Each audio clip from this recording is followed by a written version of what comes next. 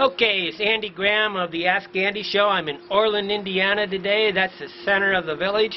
It's early morning. I'm having a little bit of trouble setting these videos up because I just cut my little tripod off to make it go right at head level, so you can see my background.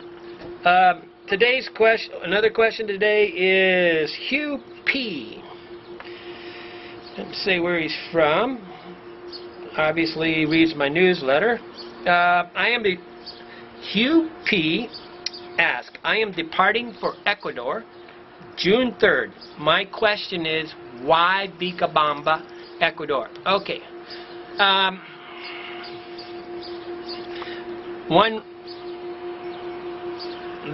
have a list of 100 best. If you go to the Hobo Traveler website, you will see that it's like a Live Abroad link, and on that Live Abroad link it'll show you 100 different websites we have that say like the 100 best places to hang out on the planet. I have my Vilcabamba. I also have Cuenca.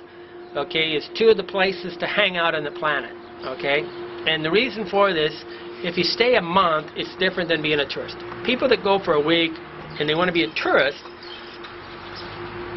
they want to see all the excitement, so they're going to go to different places in different countries. Like they may go to Galapagos in Ecuador, and that would be where you can do it. But you can't really just live inside a tourist area.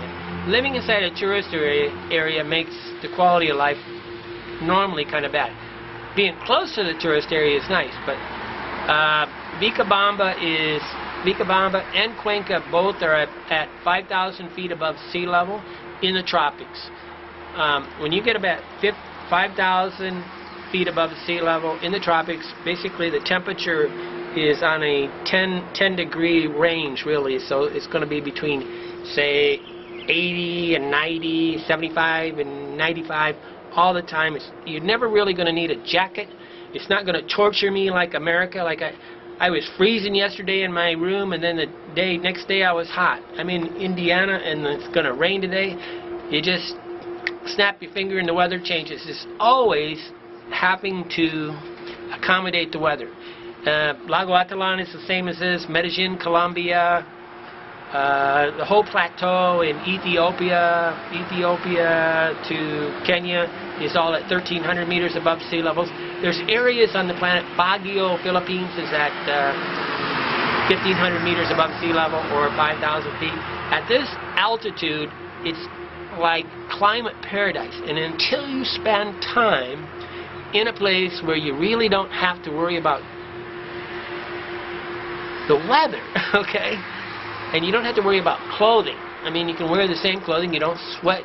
Like when I'm in Africa on the coast, I have to change my shirt 2 times a day because I sweat. I'm supposed to say I perspire, but so Vilcabamba's at the perfect level, and it's enough that if you look on the map, it's enough distance from an airport that, see, most tourism is close to very close to an airport. If it's got an airport right in the same city, the tourism will be double. Bottom line is, tourists are kind of annoying, okay? And there's a different quality of life from just visiting a city and living in a city. Okay, so one of my fortunate things, but I'll give you the kicker now. Bob Winnig, Botamp Bob, I've referred to him on my website for years. He traveled for 8 years. He's a little guy from, I don't know where he's from. Well, he's a chef, and he was in New Orleans. He has a house there that he's living in. He's got 2 extra rooms that he rents out for $150 a month. So it was a no-brainer because I don't really choose the city as much as I choose the hotel. So I know that Bob's got high-speed internet. He talks to me on Skype. We've actually got video talking conversations going on. I'm going to be able to interview him. It's obviously one of the, international living, I call them international lying, has these places. Boquete. Boquete is about the same height too. Boquete, Panama. The climate is a big deal. Okay, usually I have the climate. I want to be in the tropics at 5,000 feet, and I want to have beautiful girls. Probably a problem on the beautiful girl part, but I'm hoping there's some European Euro girls over there hanging out. I guess Baños, Ecuador, might be a possible place too. One of my friends stayed in Baños for I think 3 or 4 weeks. If you go to Iquitos, Peru, which is it's going to be much hotter. Now but I like this altitude, and I want the Ecuador culture without totally having the facilities to give me Western culture.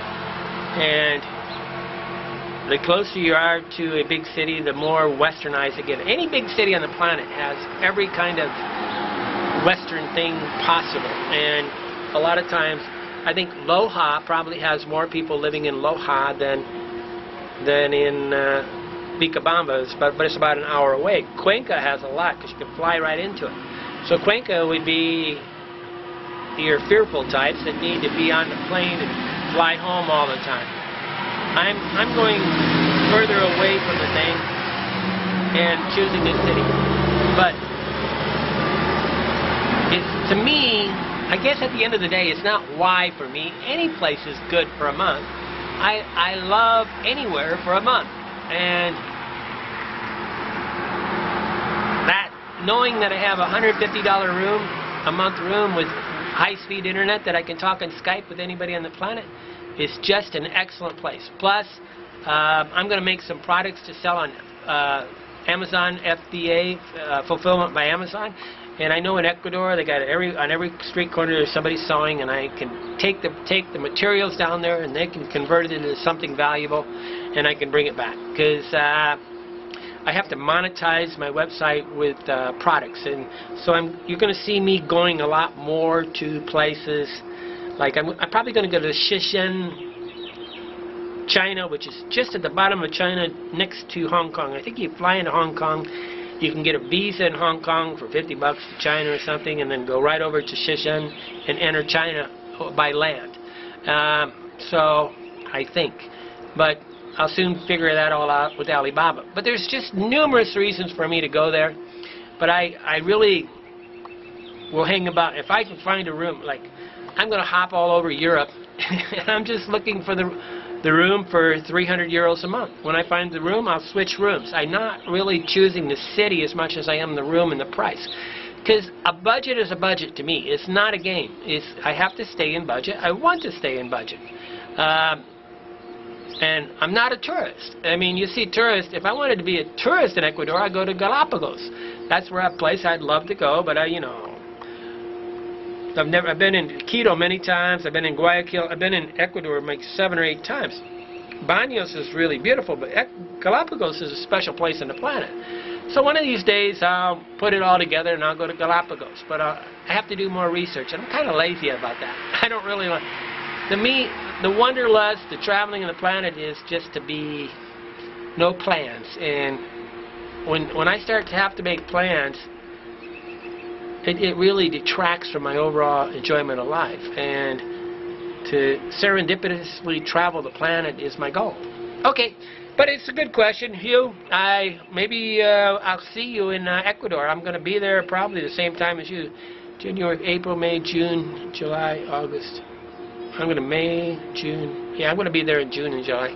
I'm not very good at time anymore. Okay, thank you. Ask Andy Show. We can